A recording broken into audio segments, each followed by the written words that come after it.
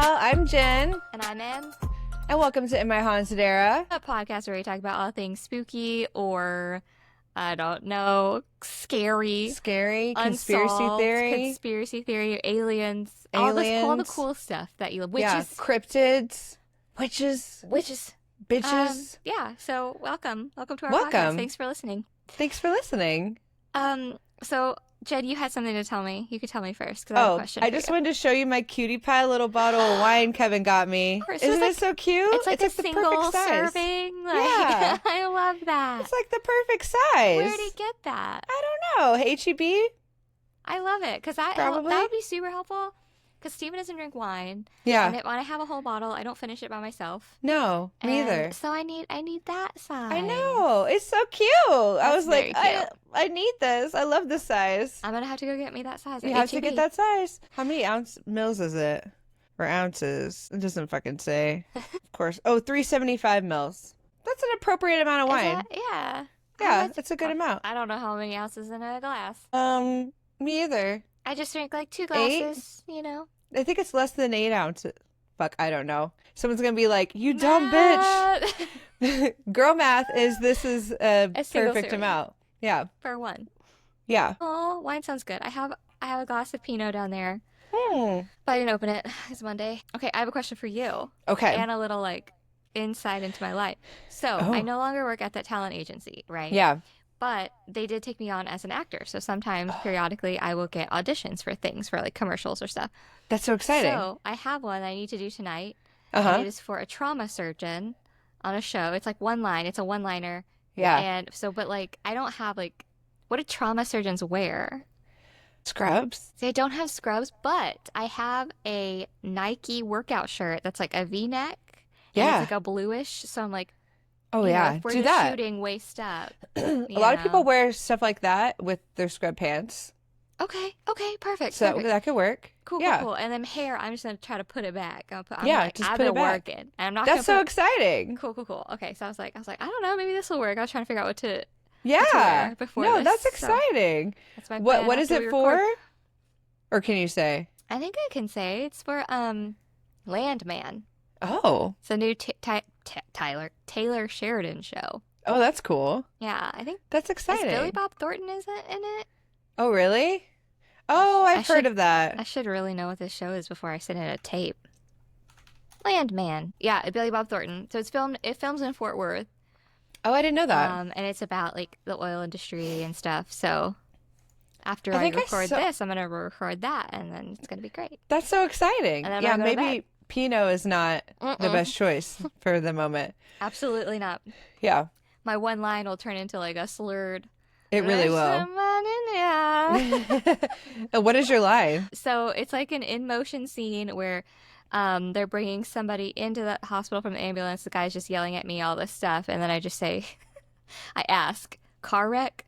And I say, rig, amputated an arm, blah, blah, blah, blah, blah, losing a lot of blood. So it's more so reactionary. Yeah. But there's a lot of big words, and Steven is my reader for it. And I was like, oh. Baby, there's a lot of big words.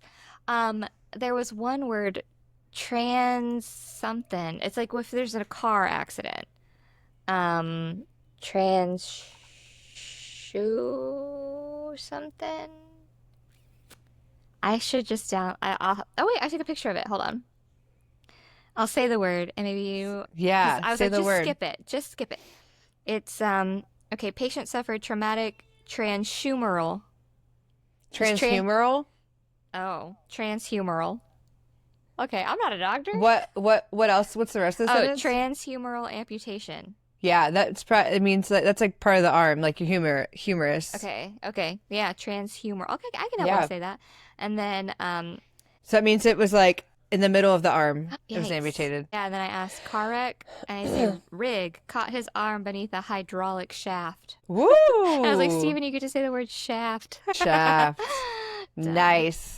Yeah, so anyway, nice. That's exciting. I was like, I hope this will work. I'll ask Jen. I got you, girl. I got you. I was a trauma nurse in a previous life. I know. So I was like, this is perfect. So yeah. I can help you with that for sure. Crazy. If only I could give you a scrub top through the thing. Do you normally have to wear what your character would wear? No, it just has to sort of like allude to it. So if you were like, auditioning as like a mom, you wouldn't wear like a super low cut or like, if there's like clean cut mom, then maybe something with a collar. Yeah. But it just has to be the same vibe. Like, yeah, same vibe. Okay. So I figure like if it's like just a plain solid V-neck, it could be scrub-ish. And if I just wear my hair, like I've been working in a hospital all day. Yeah, exactly. No, that's perfect. Oh, yeah. Well, let me know how it goes. I will. That sounds exciting. It'll be cool. Yeah. So we live very different lives. What are you doing after this? I'm going to junk journal. Yay! I love it. I got to spend I've been dying to all weekend, but I've had to work. So I bought a bunch of stuff on the Amazon that got here over the weekend. And so I'm going to do a little recap, January recap. Going to go back. Yeah. Okay. Well, that makes me really excited. Yeah, I'm excited. But yeah. So should we get into it? Yes, ma'am. What do you got today, babe? Well, we're going back to Scotland for the last time. Woo! For the last time. We're going to talk about the Loch Ness Monster. Yes! We're doing a cryptid. God. Okay, I loved the Loch Ness Monster when I was a kid. I think we all had that like phase, right? Yeah, that Nessie phase. Yeah. The cryptid phase, your cryptid of choice. Yeah. So, nestled deep within the Scottish Highlands, there lies a loch that has captured the imagination of the world for centuries. Loch Ness, its dark, mysterious waters stretching nearly 23 miles, its depths plunging over 700 feet, and its silence broken only by the whispers of 1,000 legends. But there's one legend that towers above all others, one that continues to enthrall adventurers, scientists, and dreamers alike. The Loch Ness Monster, or as she's fondly known, Nessie. Is Nessie a relic from a time long past, or merely the result of imagination? Could she be a creature hiding in the loch, evading human detection for centuries, or simply a myth perpetuated by curious onlookers and hoaxes? Today, we're going to unravel the mystery of Loch Ness from its earliest origins and ancient myths through to the modern-day investigations and debunked sightings that have kept the legend alive. Sweet. Yeah. Before diving into the details of Nessie, let's first explore the loch that has become synonymous with the creature. Loch Ness, located in the Scottish Highlands, is one of the largest and deepest freshwater lakes in Europe. Its waters stretch nearly 23 miles, with depths reaching 755 feet, making it difficult to fully explore or see what might lie beneath. Yeah, that's a deep-ass lake. That's too deep. That's too deep. I don't like swimming over water that deep. No, I don't really like lakes. I'm not a lake girly. But these, I'm not a lake girly for lakes around here. No, but they're a little dirty. Right? It looks beautiful. Like the water is clear. Do they swim in Loch Ness? Or I don't know if people swim in Loch Ness because it's pretty much 41 degrees Fahrenheit year round. No, so I don't think people swim in Loch Ness. That's a hard pass. But people go on boats and fish and stuff. But yeah, I don't think anyone's swimming in there. But it's perfect for swimming because honestly, the water's so clear. All of the lochs that we passed, because while you're driving through the Highlands, you're always by a loch. There's not really a time when we were not by a loch. And I don't know if that's just the route we were taking or if that's just the Scottish vibe, but there's so many lochs. But the water is so clear and so blue, and I would swim in those lakes. Okay. Because but around here, the lakes we actually swim in are like dirty brown color. Yeah, they're nasty. And it's not pleasant. And scary. So yeah, but that water is so beautiful. Cool. I found a piece of quartz on the beach of one of the lochs, and I put it in my pocket. Now I don't know where it was. Very small. It was like a little pebble. But it was just a clear quartz or like a white color. Ooh. Anyways, the loch's formation dates back over 10,000 years to the end of the last ice age. It's a remote and mysterious place, which has helped foster a sense of fear and intrigue. The murky waters are full of peat, giving the loch its dark color, which hides anything that may be lurking under the surface. It's these dark, unfathomable depths that have allowed the Loch Ness Monster legend to thrive. Could something, perhaps a giant creature, be hiding in the loch's dark waters? Yes. For centuries? Yeah, I think yes. Done. We're done with the story. Yes. For centuries, this question has lingered in the minds of locals and visitors alike. To understand the Loch Ness Monster legend, we must look beyond modern-day sightings to the folklore that has surrounded the loch for centuries. The Picts, the ancient peoples of Scotland, Scotland. Scotland, left behind symbols and carvings, some of which appear to depict serpent-like creatures. Could these ancient people have had a similar legend of a creature in the loch? Okay. Many Celtic myths tell of water spirits like the Kelpie, which was said to be a shape-shifting creature that lured people into the water, drowning them in its depths. Yes, I've heard of that. Similar myths tell of each Usje of the each Usje. It's a Gaelic word. It's Uisge. Uisge. Ooh, I don't know Gaelic. It's Ushge. Ushge. Tell of the each Ushge. I looked it up the other night and already forgot. A dangerous water spirit with the ability to take different forms. These legends may have helped shape the later tales of the Loch Ness Monster.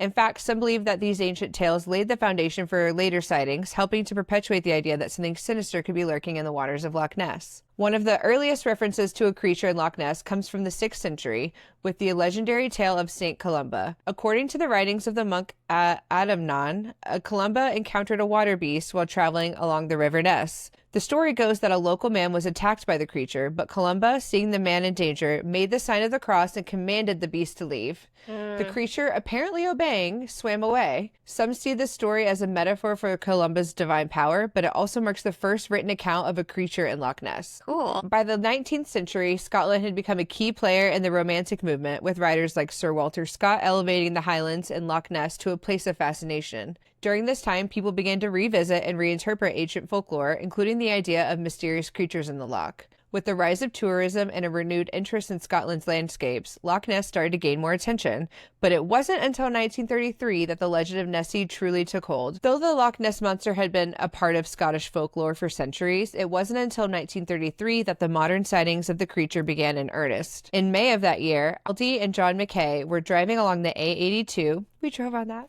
Which runs alongside Loch Ness. As they drove near the loch, they spotted a massive creature swimming in the water, a large rolling shape with a long neck. The couple reported their sighting to the local paper, the Inverness Courier, which published the story, sparking a wave of similar reports from other locals. Later that year, George Spicer and his wife claimed to have seen a similar creature, a large dinosaur-like beast with a long neck, crossing the road near the loch. What? This sighting, this bitch was on the road. It wasn't even in the loch. Oh. Yeah. This sighting, along with others, brought national attention to Loch Ness. But the most famous of all the early sightings came in 1934. A London doctor, Robert Kenneth Wilson, took a photograph of a creature's head and neck emerging from the water. This image, known as the surgeon's photograph, became the iconic image of the Loch Ness Monster. Though the photograph was later revealed to be a hoax, it was instrumental in cementing Nessie's place in popular culture. Even after the surgeon's photograph was debunked, sightings continued to pour in from all over the world. For example, in 1960, a man named Hugh Gray captured a photograph of what appeared to be a large, dark shape in the water with something protruding from it.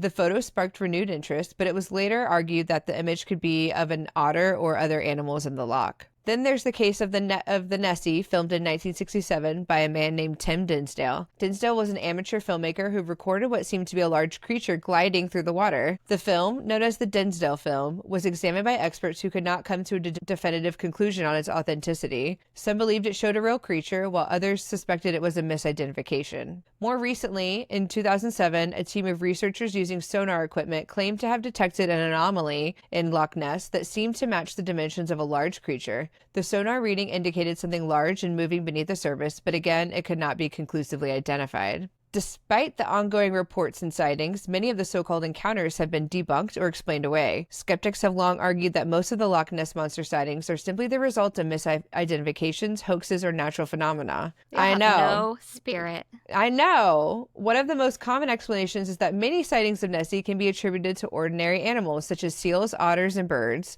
whose movements can sometimes be interpreted as something much larger. Yeah, I'm like, an otter is not causing ripples in the water. There ain't no way. At the size that Nessie would. Like, be so real. Be so fucking for real. Yeah. You can hold those in your arms. I know. In fact, the loch is home to many species, including large fish like sturgeon, which could easily give rise to strange sightings. For, like I said, be so fucking for real. A sturgeon? Like, how big is a sturgeon? Not big. I'm looking at... So there was a movie about the Loch Ness Monster that I liked when I was a kid, and I can't find what it was called. A sturgeon. Okay, they can reach 20 feet. That's kind of big. I looked at a very large, long long-lived and late to Wow. mature. Oh yeah, Holy no, shit. they're actually kind of big. They actually kind of big. They can reach lengths of 20 feet and weights of over 1,500 pounds. They weirdly look like a catfish, but mixed with a shark. Yeah. Ooh, I don't like that. All I know about sturgeon is that I had to catch them in Stardew Valley. Oh. And I put them in my little pond so they could make sturgeon roast so I could make caviar. I don't know what any of this is. What's the game? Stardew Valley. What is that? It's so good. You get a farm, you inherit a farm from your grandfather after he dies. And it's in this tiny little town, and you get to know all the people, and you have all these like missions and quests and side quests and things to do, and you grow crops and you make other items, and then you go in the mines and you get materials and you fight the mine monsters, and then it's amazing. Okay. I love this So that's game. where you have to harvest sturgeon. Yeah, so you get a sturgeon, you put it in the little fish pond, it makes sturgeon roe, and then you put it in the jam maker thing, and it makes caviar. Interesting. And you sell that bitch because it's like Okay. a couple $1,000s. Interesting. Yeah. Love it. Anyways, DM me for all your Stardew Valley help. I got you. I got you. Anyway, so then there's a possibility of hoaxes. The sturgeon, I keep saying the sturgeon's photograph. The sturgeon's photograph, for instance, was later revealed to be a hoax involving a model placed in the water. Additionally, many eyewitnesses have been found to exaggerate or misinterpret what they see, especially under the influence of the legend itself. And let's not forget the power of the media. Once Nessie became a global sensation, it became almost impossible to separate fact from fiction. People from around the world started visiting Loch Ness, hoping to catch a glimpse of the elusive creature, fueling the myth even further. Me and Kevin are one of those people. Yeah. We did not see Nessie. Aww. I know. Despite the debunking of many sightings, researchers continue to investigate the Loch Ness Monster using modern technology and scientific methods. In recent years, environmental DNA testing has become a cutting-edge tool in the search for Nessie. By collecting water samples and analyzing the genetic material, scientists can determine the types of animals living in the loch. In 2018, a team of researchers led by Neil Gemmell, a scientist from New Zealand, conducted a massive eDNA study of Loch Ness. The team found evidence of a wide variety of species, including fish, birds, and even some invasive species, but found no trace of any large unknown creatures. Okay. Despite this, Gemmell has stated that the search for Nessie isn't over, and the legend continues to hold its place in the hearts and minds of people around the world. Yeah, including me. Yeah, me too. I believe it. So after all the evidence, the hoaxes, and the scientific scrutiny, what can we say about the Loch Ness Monster? Is she real, or is she simply a product of our imagination shaped by centuries of myth, media, and misidentifications? Perhaps it doesn't matter. The Loch Ness Monster has become more than just a creature. It's a symbol of the mysterious, the unknown, and the power of myth. Whether or not Nessie exists doesn't diminish the allure of the story or the sense of wonder she inspires. And that's the story of the Loch Ness Monster. I wholeheartedly believe in the Loch Ness Monster. And if you can't believe in that stuff, then what's the point? Then you're boring. Although I think we have maybe talked about it before. There's like this whole kind of realization that like sea monsters and stuff like that was just people who didn't have glasses. And needed them. And Nam was like, oh, well, that actually is very logical. It's a logical way of thinking. That is so true. It's not as fun though. Not as fun. And they found carvings around Loch Ness that the Picts had drawn in stones that showed creatures that resemble what people believe Nessie to look like today. But yeah, I mean, it goes way back, but they also did not have optometry back then. So piece of wood, that was a monster. But also, like, I don't know, we're also talking in the fact that we don't think that the Loch Ness Monster would have evolved. Yeah. And so realizing that people were hunting it, like, I don't know. I know. I still believe it's true. I still believe that it's there. Yeah. I believe in Nessie. I believe in Bigfoot. Oh, yeah. Believe in all that.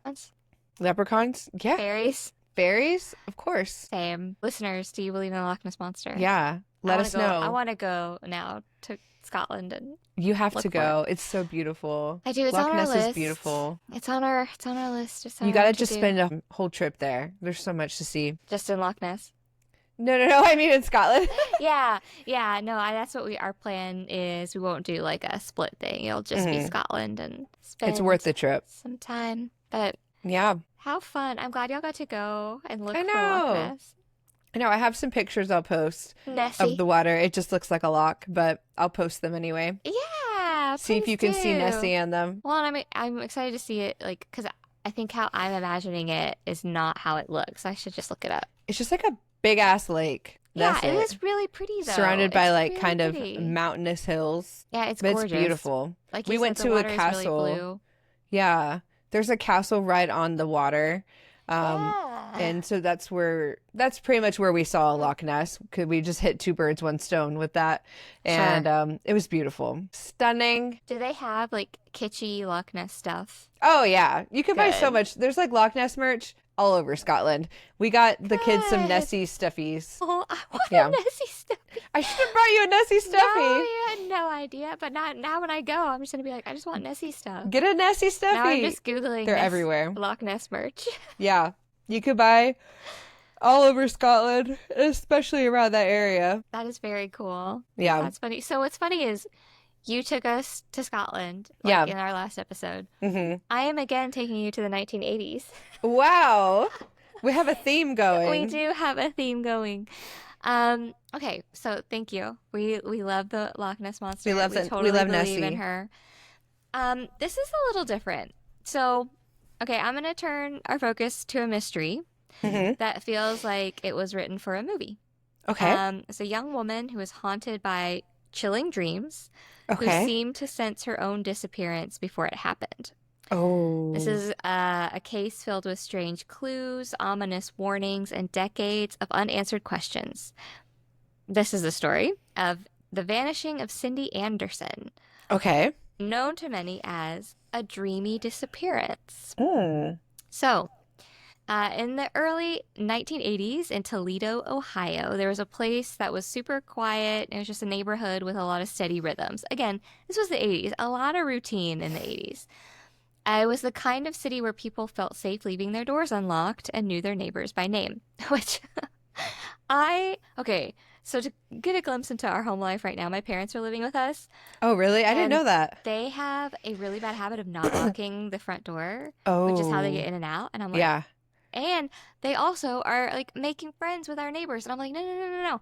I don't even know my neighbors' names. Yeah. I've lived here for 3 years. Please do Yeah. not make relationships It's with my weird neighbors. if you start doing that. And I was like, I don't know them. And she's like, and my mom knows the name of their dogs and knows the name. And I'm like, no, girl, like, let's not make relationships with Let's my not neighbors. do that. Like, please, because So- I'll have to, it'll be weird if I don't maintain them now. You put me in an awkward position. Oh, I'm not maintaining them. I'm No. like, as soon as you're out, I'm going back to my hermit life. Yeah. I'm not. Yeah. Yeah. Oh my gosh. There's a So, different time. total opposite of how I'm living now. Mm-hmm. All right, but then we meet Cynthia Jane Anderson. She was known as Cindy, and she was a 20-year-old young woman living with her parents on the north side of town. Okay. She was shy, well-liked, and deeply religious. Oh. Raised in a strict, devout household that emphasized responsibility, morality, and caution. So just gets further and further away from, like, how we live. Yeah. The 1980s were very different. Oh, and listen to this next part. Friends and family described Cindy as a model daughter. She didn't drink, didn't party, and was focused on her goals. Boring. I can't relate. She was dating Good a for young her. man, and it was a relationship that her parents approved of, and she was planning to attend Bible college in the fall to pursue a career in Bible religious college? education. Of course, she was going to Bible college. At the That's where time, you get an MRS. oh, cute. I've never heard of Bible college, so I had cousins that went to Bible college. Oh. So very religious. my cousins all had kids before they were out of high school. Yeah, our families are very different. Time of her disappearance, Cindy was working as a legal secretary at a small law office located in East Manhattan Boulevard, Oh. not far from downtown Toledo. I did not know that Ohio had a Manhattan Boulevard. I didn't know that either. East Now we know. Manhattan. The more you know.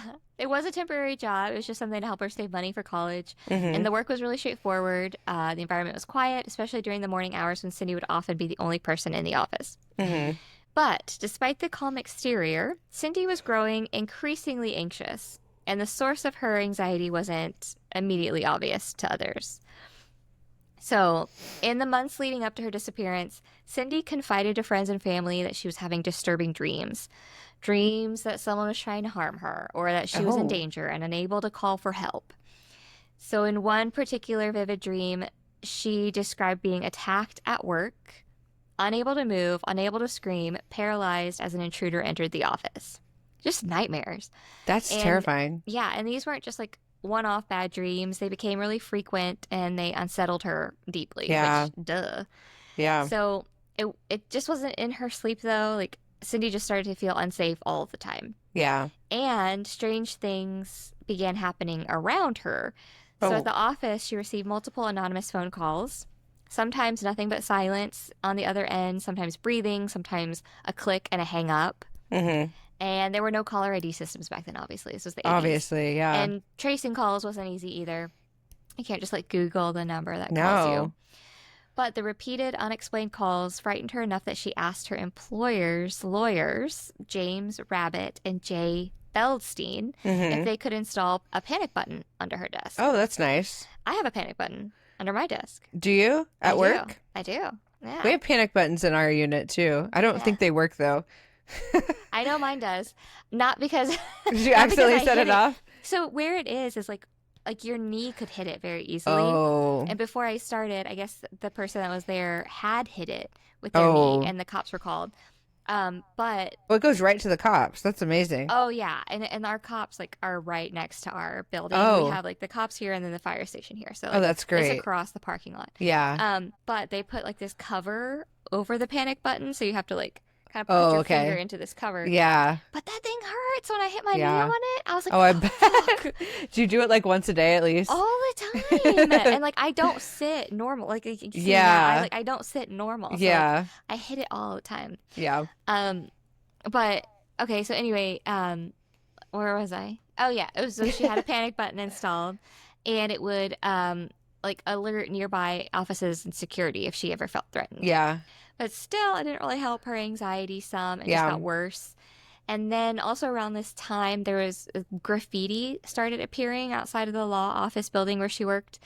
And the message was like pretty clear and unsettling. It just said, "I love you, Cindy," period, with initials GW. What the fuck? It started to get freaky. But no one knew who GW was. Yeah. And Cindy like claimed she George didn't know. Washington. It's the ghost of our founding Obviously. Obviously. But so they didn't know if it was like a secret admirer, a stalker, a warning, but she claimed like to not know if any of those kinds of things existed. So no one could say for certain, but it just added to her fear that she was being watched and targeted, which that would scare the fuck out of me. I quit that job. For real. I would have quit that job so fast. Then, on the morning of August 4th, 1981, Cindy left for work as usual, and there was nothing unusual about the day. Yeah. It was hot, sticky, August weather. It was normal work hours. She arrived early, opened the office, and just began working. And then around noon, when her employers returned from court, they noticed something was off. The door was unlocked. Normal procedure if Cindy had stepped out briefly, but once inside, it became clear that something was wrong. Because Cindy's purse was sitting untouched at her desk. Yeah. Her keys were still on her desk. The air conditioner and lights were still running, and there was no sign of a struggle. No furniture was knocked over, there wasn't any blood, nothing visibly disturbed. Huh. They said it was as if Cindy had simply evaporated into thin air, leaving her entire life behind. What the fuck? The only thing missing was Cindy. That's it. Wow. She left everything. So weird. Yeah. Then they had an investigation. Police arrived and they considered the possibility of a voluntary disappearance. After all, she didn't take any of her stuff. I know. So they were like, she's an adult. She has free will to leave if she wants to. But, like, I hate when they say that shit because it's like, but I know the person and I know they're not going anywhere. But then I also get the argument that like you really don't know anybody. It's like true. I genuinely think you don't really know. Like you can think that you know, but like some people you just will never know. You don't. It's fully. True. But like her family, her boyfriend, her friends, they just said like that's not a character that couldn't have happened. Because there was also like no reason to run. She left all of her personal belongings behind. She'd been making plans for her future, right? She was going to the Bible college. She was talking about marriage with her boyfriend. Yeah. And then just like a life rooted with her family and her faith and all these things. So As the investigation deepened, police explored several possible theories. Mm-hmm. Theory one was that it was a stranger abduction. It's one of the probably the most plausible scenarios is that she was abducted by someone she either trusted enough to let in, Yeah, that or would have to be it. or someone who managed to catch her off guard. Hmm. The law office was relatively isolated during the early hours with little foot traffic because her employers were at court. Yeah. And if an assailant approached her with a weapon, it's conceivable she was taken quickly before she could really activate the panic buzzer that was installed. Yeah. But investigators scoured the office for fingerprints and signs of forced entry, but no evidence was found. Huh. And it was just like, they said, too clean. Just Yeah. raising questions whether Cindy had gone willingly, perhaps under duress. Yeah. Theory two is that she knew who GW was. Yeah. So the GW graffiti continued to haunt the investigators, and they interviewed dozens of people with those initials, probably not including George Washington, which seems like a really stupid thing to do. That feels like they overlooked that. I mean, like, you could have easily gotten a Ouija board, asked George Easy. Washington, what's up? Why'd you do this? Yeah. So Get some dowsing rods, get they a really Ouija didn't board. want to do their job. Yeah. But Cops. and they only interviewed people with those initials in the Toledo area. Yeah. So it was nothing concrete. You got to Came go up- national. came You about got to that. interview every single person with GW as You their gotta initials. go worldwide. Go work some overtime. Mr. Worldwide. Yeah. That's who it was. But they still, don't know. Was GW Yeah. an obsessed admirer? Could Cindy have kept private fears about someone she didn't want to discuss Yeah. openly if she was like in a secret relationship when she Yeah. was in a real relationship? That's what I'm saying. You never know. You don't know people. You don't know. Like, to this day, GW has never been identified. Wow. The third theory is that it was drug related. So in the early She 80s, was a devout Christian. Yes, I know. Devout. But parts of Toledo in the early 80s, even the quieter areas, Yeah. they were experiencing a rise in drug-related crime. Was it the fentanyl? Probably cocaine. Oh, yeah, that's Cocaine. cocaine. One person of interest was a man named Jose Rodriguez Jr., which seems a little targeted to me, but that's Seems okay. targeted. Yeah. He was a major figure in local drug trafficking operations, and at the time, his criminal network was under federal investigation, which, okay, probable cause, sure. Maybe but, not that targeted. Maybe not, but still, I'm going to take offense. We're painting that with the lens of 2025. Yeah. Yes, exactly. The very 2025 lens. And then, rumors started circulating that Cindy, working at a law office, might have overheard something, or She shouldn't have heard. Yeah, perhaps a conversation or a document she saw that she shouldn't have. So it was just sort of suggested that Rodriguez or his associates may have kidnapped her either as a warning or a cover-up. But this theory was fueled by a deathbed confession from an informant years later, claiming that Cindy had been murdered and buried beneath a concrete slab in Toledo. Jesus. However, searches of the alleged sites yielded no remains, and the confession could never be fully substantiated. Oh. So again, there's no real closure. No. And just real freaky. Yeah. That someone on their deathbed would say that. Yeah. Also, why? Yeah. For why? Also burying in a concrete slab. I don't know if you watch You, but he does that to somebody, and I was like, oh, brilliant. Was that in the most recent season or before? I want to say season 2 or 3. Oh, okay. I think I saw Yeah. season 2. It was one of the... Yeah, I mean, that's a good idea to bury someone in a concrete slab. Yeah.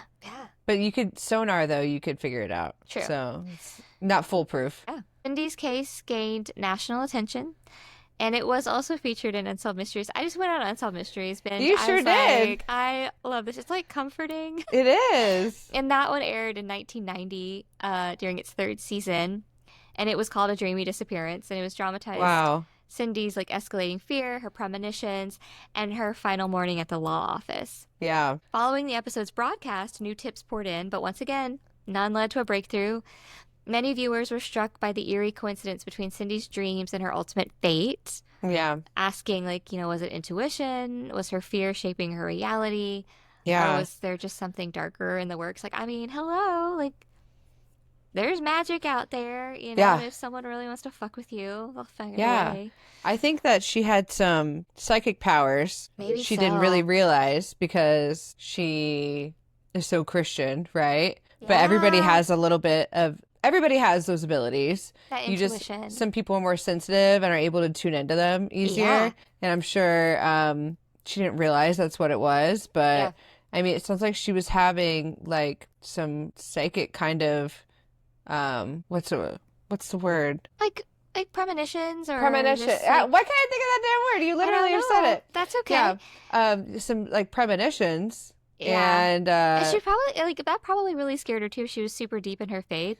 yeah. Because, I mean, automatically you think like the I'm a devil witch. or Yeah. witch or Yeah. you know, like some antiquated thinking was probably there. Mhm. And yeah, Cindy Anderson's disappearance has remained open for over 4 decades. Wow. Her parents, still devout Christians who believe deeply in faith and prayer, and eventually had her declared legally deceased, but they never stopped searching for answers. Yeah. And they passed away without knowing whatever happened to their daughter. Oh. I know. I feel like they know now, though. Yeah.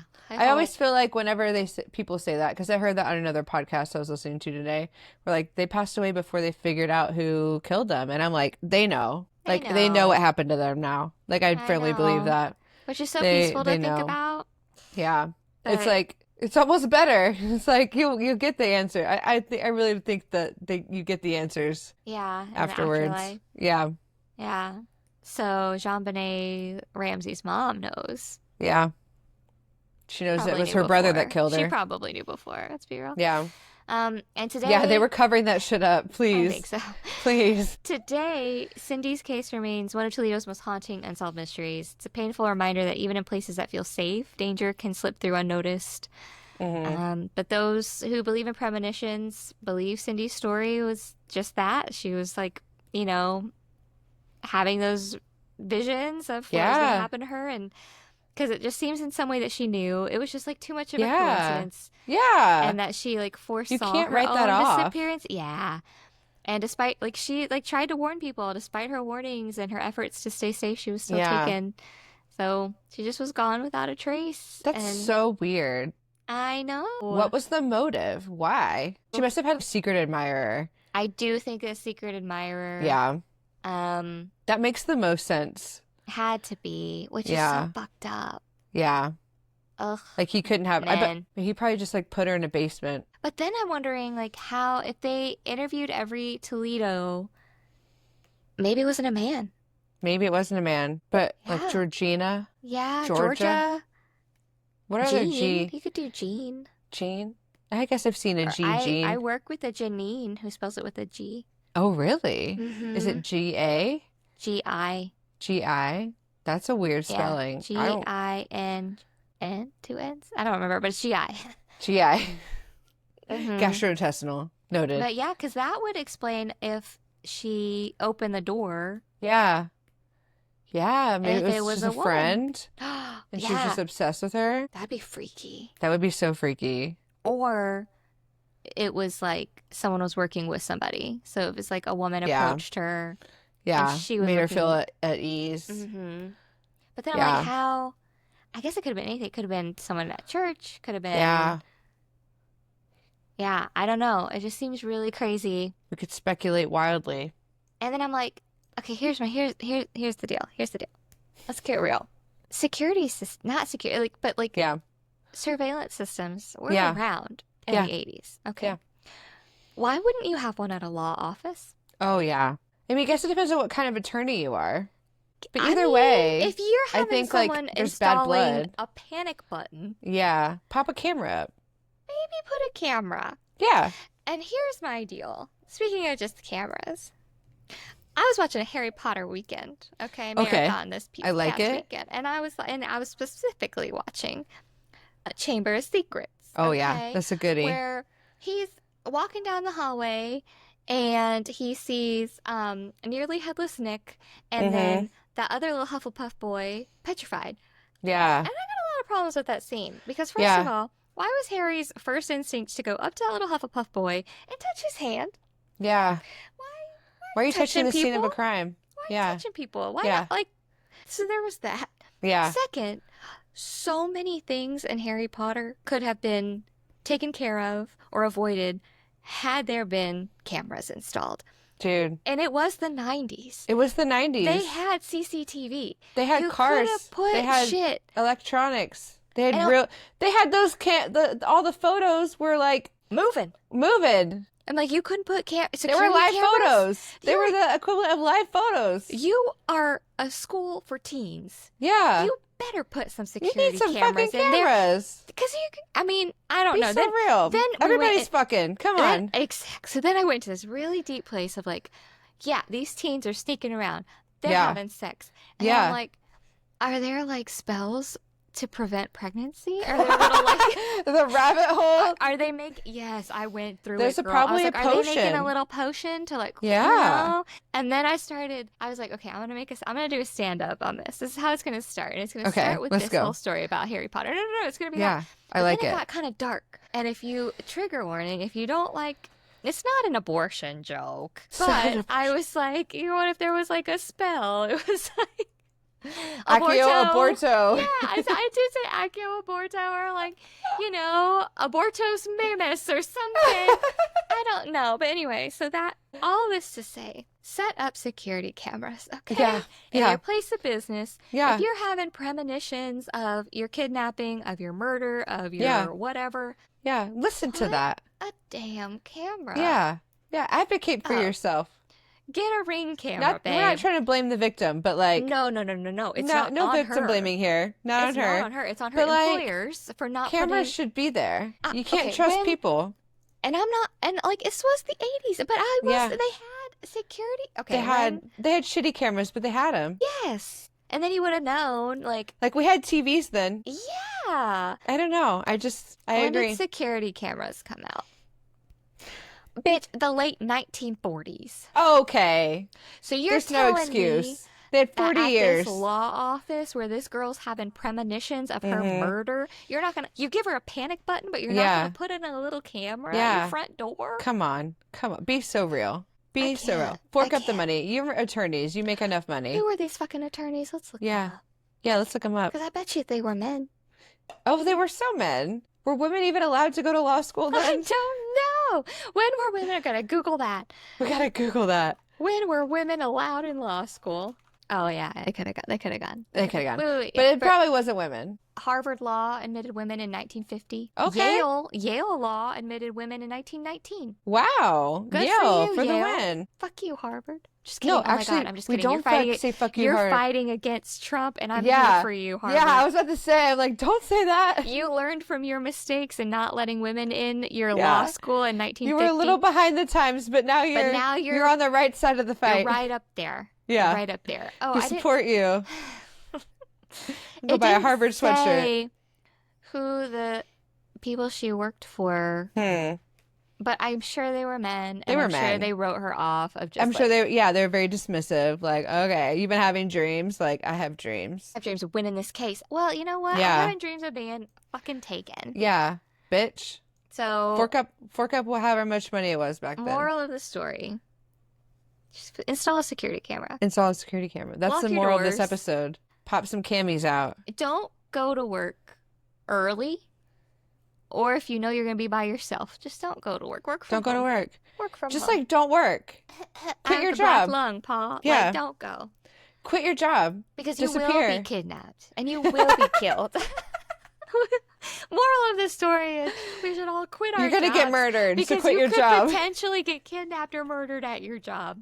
I'd rather be kidnapped or murdered from the comfort of my own home. Exactly. If I have to choose where I'm going to be murdered, I choose it to be on my couch and my bed. I'm bed. going to be the last place I am conscious to be at my place of work. Are you serious? Are you kidding me?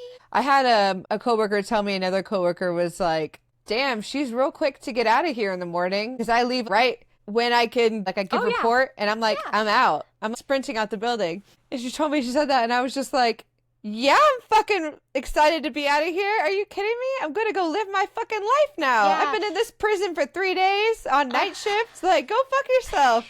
I'm ready to go to bed. I got shit to do. I got people to see. Yep. I'm trying to live my damn life. This is not what I'm living for. People say that about me because I work 8 to 5.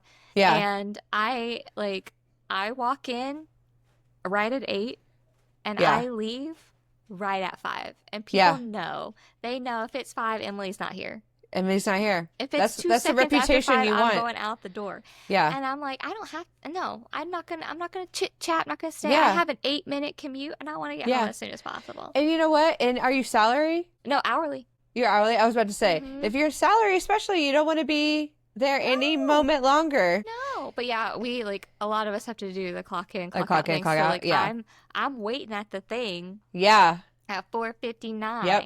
So like, I am there. you Yeah. know, like I'm like, if right we have by the stuff door. to do, I'll stay. But otherwise, I'm ready to go. I'm ready to go. I want to beat traffic. I got a 45-minute commute. So I want to Girl. get the fuck home, especially on Monday morning. It's busy. There's traffic. I want to get home. I want to get in my bed. I want to go to sleep because I got to sleep before I can wake up and do anything else because I got to sleep during the day. Yeah. So I got to get this show on the road so I can live my damn life. Yeah. I ain't living for work. Absolutely not. I love work. I love my job and the work I do. Yep. The general concept of work does not please me. Yes. I treat The idea of work in general people can say does all not the bring time, me joy. I'd get bored if I wasn't working. Fucking bullshit. You Get a gotta find hobby. stuff to do. Get a hobby. I'm like, some guy was like, I think I'll get bored when I retire. I was like, bitch, I want to retire now. I want And to I was like, retire I'm not gonna yesterday. I was like, I might be bored, but then I'll go do something. Then I'll find another hobby. I'll pick up a new book. I'll take a nap. I will make bracelets and I'll go shit. look at the Like, birds. I'll can go on a you walk. be so serious. Like, you would Yeah. rather be spending your time working for somebody else. Like, Yeah. no. Making somebody else richer. Are you? No. Be so real right now. Be so real. Yeah. I know. so- I cannot handle that shit. No. Yeah. I love the work that I do, but the general concept of work does not bring me joy. Oh, wait, we took, I had book club yesterday, Uh-huh. and it was the new Hunger Games book, Sunrise on the Reaping. Okay. And so we took a quiz, like an online quiz of like which district you are in. And one of the questions was, if you could have your, like, any job tomorrow, what would it be? Yeah. And I was like, none. None? But that wasn't an option. Yeah. I would I think have I no said, job like, fishing or tomorrow. lumberjack or something. So I was like, at least it's outside. At least it's outside. But yeah, I'm like, my dream job is not having a job. I was like, I don't dream of work. I don't dream of working. I don't dream It's of just so it's like a labor. myth you've been fed as a child. Yeah, there So is like no my dream job, bitch, please. It's work, babe. I dream of Like, my life that I live with the money that I make from work, and there are no dreams associated with work Yeah. except nightmares. Oh, like Cindy. She's Like had her Sydney, nightmares. she sure Hopefully did. your nightmares aren't you getting kidnapped on the floor or No, something. it's like people dying, but that's fine. Worse. That's worse. Worse. I see death every day I and see in my death dreams. every day. I In don't dreams escape and in it. real life, help me. Oh God. It's fine.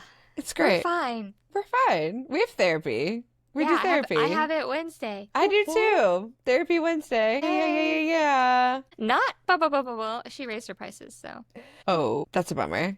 Does your insurance cover it? no. No. Well, fuck. So, on that note, if you're listening to us and you enjoy this, please like, follow, subscribe, whatever platform you're on that Yes. that word applies to. Do that thing. Give Leave us us a rating. A good Leave one. us a review. Not Like- pressuring you or anything. Yeah, but we're pressuring you. Leave us a motherfucking review. We love it. Tell us what you Um, like, what you don't yeah. like. Yeah, we're We'll take here for feedback. you. We take feedback. Just We make take it constructive constructive criticism. Yes. We're They happy need for to that. be actionable things. Yeah. Don't be like, I don't like the way Emily sounds. I can't Yeah. change that. We can't change that. I'm so sorry. But we can change content, you know, other things like that. So Yeah. please hit us up in the reviews. You can also find us on Instagram and TikTok at In My Haunted Era. And email us. Email Yeah. us your stories so we can share them on here if you give us permission. If you're emailing us, you're automatically giving us permission. We could change your names, whatever you want. Oh yeah, that'd be fun. I Yeah, love we can make picking up names for you. Um, I'll name you after Real Housewives though. Just a warning. Oh, that's fun. I'll name you after, I don't even know, creatures, mythical creatures. There you go. But yeah, email us your stories because we'd love to share. We like sharing real life encounters or real life things. So yeah, Yeah, please do. we want to do a whole episode. So please let us know your spooky stories. And yeah, we will see you next time. Thank you for listening. Yeah, thank you for listening. And we'll haunt you later. later. Bye.